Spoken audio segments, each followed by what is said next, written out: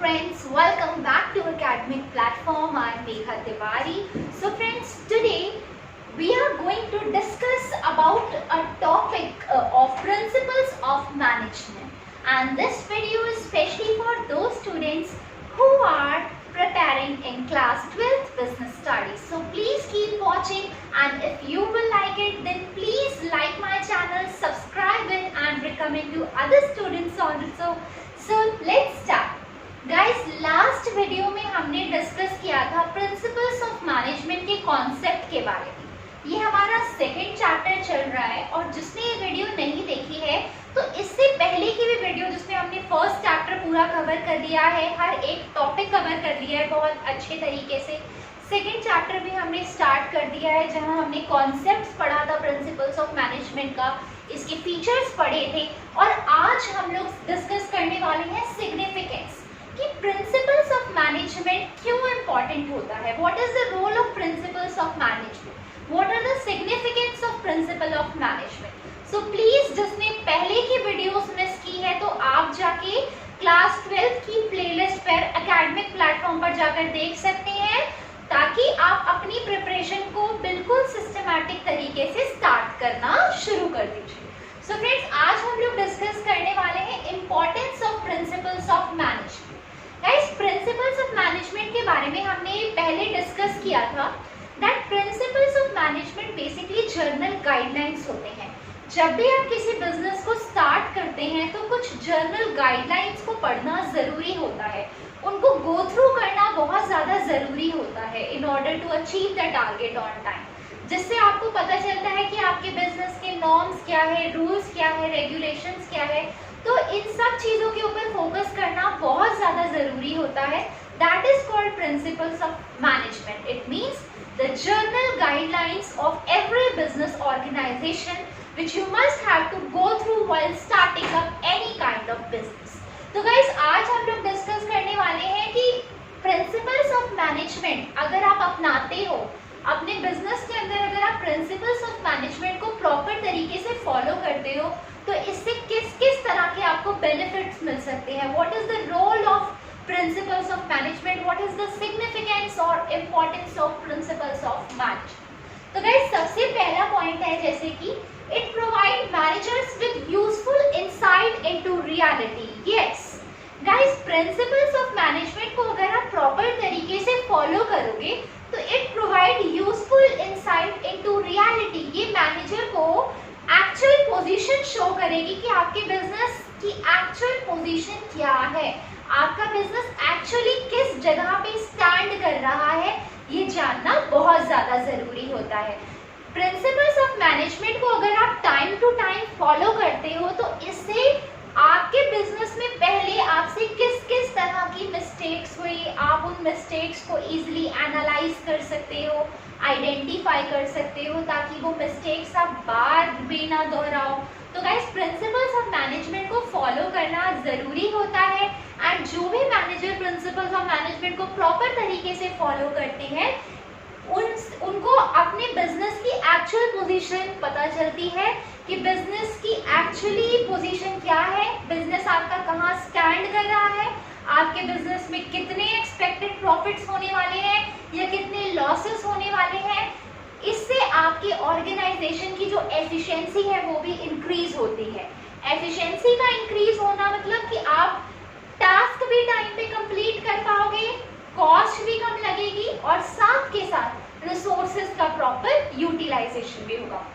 तो this is one of the importance of principles of management कि it means provide useful insight into reality को face कराना, business की actual position को feel कराना। तो this is the importance of principles of management. Guys, next point is optimum utilisation of resources and effective administration.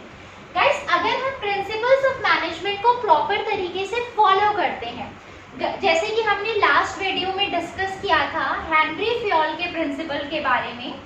Henry Fayol जो कि father of management रह चुके हैं, बहुत ही रिनाउंड नाम है ये, जिन्हें हम फादर ऑफ मैनेजमेंट कहते हैं। गाइस, हेनरी फ्योल ने 14 प्रिंसिपल्स बनाए थे, जिसमें से हमने एक दो प्रिंसिपल्स के बारे में लास्ट वीडियो में भी डिस्कस किया। जैसे कि हमने डिवीजन ऑफ वर्क का मतलब होता है कि जब आप बड़े से टास्क को छोटे छोटे यूनिट्स में डिवाइड कर देते हो। आपका एक बहुत बड़ा टास्क है, आपके बिजनेस का एक बहुत बड़ा टास्क है, और उस टास्क को आप जब छोटे छोटे यूनिट्स में, स्मॉल यूनिट्स में डिवाइड कर देते हो among the workers, among the employees as per their qualification, experience and capability, इससे क्या फायदा होता है कि किसी पर्टिकुलर पर्सन के ऊपर ज्यादा बर्डन नहीं होता, काम भी फटाफट हो जाता है, क्विकली हो जाता है, इफेक्टिवली हो जाता है, एफिशिएंटली हो जाता है और सब में बराबर बढ़ जाता है। तो गाइस, प्रिंसिपल्स ऑफ मैनेजमेंट को फॉलो करके आप रिसोर्सेज को प्रॉपर तरीके से यूटिलाइज करते हो। रिसोर्सेज का यूटिलाइजेशन होना बहुत ज्यादा जरूरी है, because as we all know कि हमारी इकोनॉमी के अंदर रिसोर्सेज बहुत कम है। अगर हम उन रिसोर्सेज का प्रॉपर तरीके से यूटिलाइजेशन नहीं करेंगे तो इससे आगे आने वाले टाइम में हमारे लिए बहुत बड़ी प्रॉब्लम क्रिएट हो सकती है।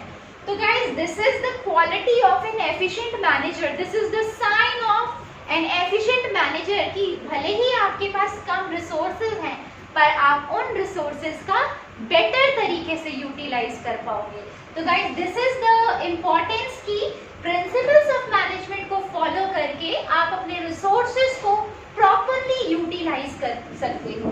एंड इसी की वजह से एक इफेक्टिव एडमिनिस्ट्रेशन का फॉर्मुलेशन होता है। अगर आप रिसोर्सेज को प्रॉपर तरीके से यूटिलाइज कर रहे हो और साथ के साथ अगर आपको बिजनेस की एक्चुअल पोजीशन दिख रही है, तो इससे हमारे ऑर्गेनाइजेशन के अंदर एक इफेक्टिव एडमिनिस्ट्रेशन का फॉर्मुलेशन होता है। इट मीन्स कि इफेक्टिव एडमिनिस्ट्रेशन मतलब जहां हमेशा आपका टास्क ऑन टाइम कंप्लीट होगा। आप कोशिश कर सकते हो जहां रिसोर्सेज प्रॉपर तरीके से यूटिलाइजेशन होगा, जहां प्रॉपर प्लान्स बनाए जाएंगे, प्रॉपर पॉलिसीज बनाई जाएगी। तो सिंपल सी बात है कि इसके रिजल्ट्स क्या होंगे?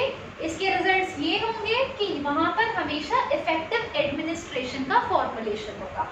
इफेक्टिव एडमिनिस्ट्रेशन मतलब एक ऐसा एटमॉस्फेयर जहां पे आप टास्क ऑन टाइम कंप्लीट कर सको। Guys, next is scientific decisions. Principles of management के अंदर you need to take scientific decision, you need to basically think very logically. आपको यहाँ पर सोचना पड़ता है, लॉजिकल ऑब्जर्वेशंस करनी बहुत ज्यादा जरूरी है।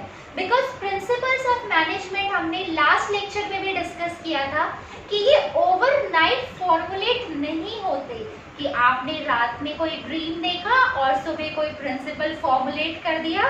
दिस इज नॉट डन, ऐसा नहीं होता। तो यहाँ पर क्या करते हैं, किसी भी प्रिंसिपल को बनाने के लिए आपको लॉजिकली सोचना पड़ता है, उसके आउटकम्स देखने पड़ते हैं, उसका कॉज क्या है, उसका इफेक्ट क्या हो रहा है, इन सब चीजों के ऊपर एक्सपेरिमेंट करना पड़ता है, तब जाके कोई प्रिंसिपल फॉर्मुलेट होता है। तो guys, this is the reason कि सारे के सारे जो प्रिंसिपल्स ऑफ मैनेजमेंट होते हैं वो साइंटिफिकली आपको उसके ऊपर डिसीजन लेना पड़ता है कि बिकॉज जो भी प्रिंसिपल्स बना रहे हैं वो प्रैक्टिस करके बन रहे हैं, एक्सपेरिमेंट्स करके बन रहे हैं, लॉजिकली ऑब्जर्व करके बन रहे हैं चीजों को। आपको मेंटल एक्सरसाइज करनी पड़ रही है, तब जाके वो प्रिंसिपल फॉर्मुलेट हो रहे हैं। तो दिस इज द थिंग्स कि आपको यहाँ पे साइंटिफिक डिसीजंस लेने होते हैं, लॉजिकली सोचना पड़ता है, ऑब्जर्व करना पड़ता है कि किस प्रिंसिपल से कहाँ कहाँ और किस तरीके से इफेक्ट हो सकता है, तब जाके आप यहाँ पे डिसीजंस लेते। Guys, next is meeting changing environmental requirement, जिसे हम डायनामिक भी कहते हैं। प्रिंसिपल्स ऑफ मैनेजमेंट जो होते हैं वो डायनामिक नेचर के होते हैं। डायनामिक का मतलब होता है फ्लेक्सिबल। प्रिंसिपल्स ऑफ मैनेजमेंट जो है वो फ्लेक्सिबल नेचर के हैं, जिनको आप कभी भी चेंज कर सकते हो as per depend upon your situation. Suppose मान लो कि आपकी ऑर्गेनाइजेशन के अंदर रोज डिस्क्रिमिनेशन हो रहा है on the basis of sex, religion, caste, तो आप क्या करोगे? आप कौन सा प्रिंसिपल अपनाओगे? आप हेनरी फ्योल का इक्विटी प्रिंसिपल अपनाओगे, बिकॉज इक्विटी का मतलब होता है जहां सब लोगों को इक्वली ट्रीट किया जाए विदाउट एनी डिस्क्रिमिनेशन। सिमिलरली, अगर आपके ऑर्गेनाइजेशन के अंदर बहुत ज्यादा वर्कलोड बढ़ रहा है तो आप कौन सा प्रिंसिपल अपनाओगे? डिवीजन ऑफ वर्क, आप वर्क को डिवाइड कर दोगे स्मॉल स्मॉल यूनिट्स में ताकि किसी पर्टिकुलर पर्सन के ऊपर बर्डन भी ना आए और सब लोगों में काम इक्वली डिस्ट्रीब्यूट हो जाए। तो guys this is the thing कि आपके जो प्रिंसिपल्स ऑफ मैनेजमेंट है वो कंटिंजेंट नेचर के होते हैं। It depend upon situation to situation कि किस सिचुएशन में आपको कौन सा प्रिंसिपल अप्लाई करना है। That will be depend upon the prevailing situation of your organisation. तो इसीलिए कहते हैं कि प्रिंसिपल ऑफ मैनेजमेंट पूरी तरह से फिक्स नहीं होते कि अगर आपने एक बार कोई प्रिंसिपल अपना लिया तो आप कभी भी उसे चेंज नहीं कर सकते। No, this is wrong. आप प्रिंसिपल्स ऑफ मैनेजमेंट को चेंज कर सकते हो, डेफिनेटली चेंज कर सकते हो, जैसे वो आपकी सिचुएशन के ऊपर सूट करता हो। सिमिलरली इसी को हम कहते हैं प्रिंसिपल्स ऑफ मैनेजमेंट आपके डायनामिक नेचर के होते हैं। डायनामिक का मतलब होता है फ्लेक्सिबल, यानी आप इन्हें चेंज कर सकते हो as per the situation.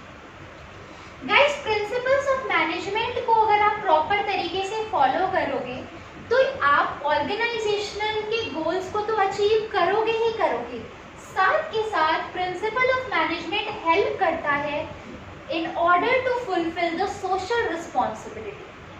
social responsibility मतलब हर बिजनेस ऑर्गेनाइजेशन की कुछ पर्सनल ऑब्जेक्टिव्स होते हैं, कुछ ऑर्गेनाइजेशनल ऑब्जेक्टिव्स होते हैं और कुछ सोशल ऑब्जेक्टिव्स भी होते हैं। तो तीनों को हमें बैलेंस रखना पड़ता है।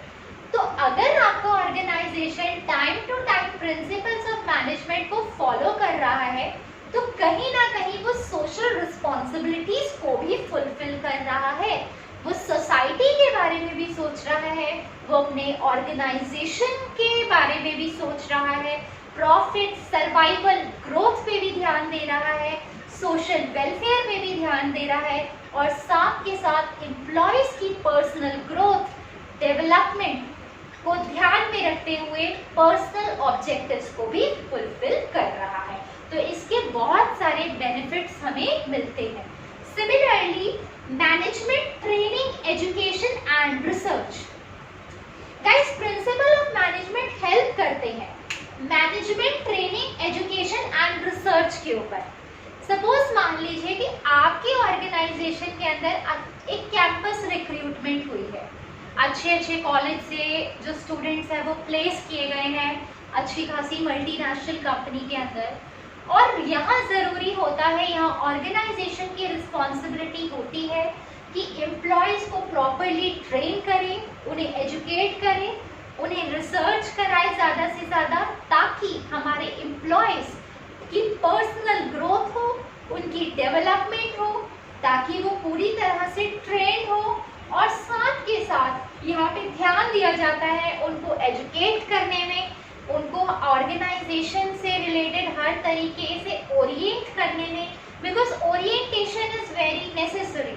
ओरिएंटेशन को हम इंडक्शन प्रोग्राम्स भी कहते हैं। ओरिएंटेशन का मतलब होता है, सपोज मान लो कि एक ऑर्गेनाइजेशन के अंदर एक नया एम्प्लॉय आया, तो आप उसको कैसे वेलकम करोगे?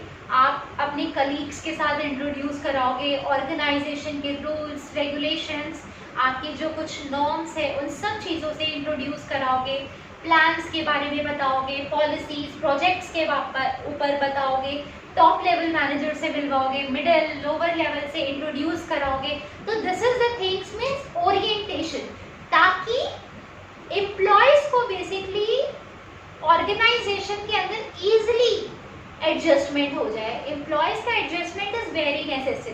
तो guys this is the thing कि यहाँ पर क्या किया जाता है, एम्प्लॉयज को प्रॉपरली ट्रेन किया जाता है, उन्हें एजुकेट किया जाता है, उनको प्रॉपरली रिसर्च एरिया के ऊपर फोकस कराया जाता है, ताकि वो ज़्यादा से ज़्यादा जो है वो आउटपुट ऑर्गेनाइजेशन को दे पाए, उनकी पर्सनल ग्रोथ हो, डेवलपमेंट हो। तो this is a thing which is very necessary. तो गाइज यहाँ हमने पूरा डिस्कस कर लिया आज importance of principles of management के बारे में, जिसे हम सिग्निफिकेंस भी कह सकते हैं। आप ध्यान रखिएगा कि कई बार क्या होता है कि आपके जो 12th का जो बेसिकली स्ट्रक्चर है एग्जाम का, यहाँ पे सबसे ज़्यादा आपसे पूछी जाती है केस स्टडी। केस स्टडीज में 1 मार्क के भी क्वेश्चंस आते हैं, 3 मार्क्स के भी आते हैं, बेसिकली 5-6 मार्क्स के क्वेश्चंस भी आते हैं।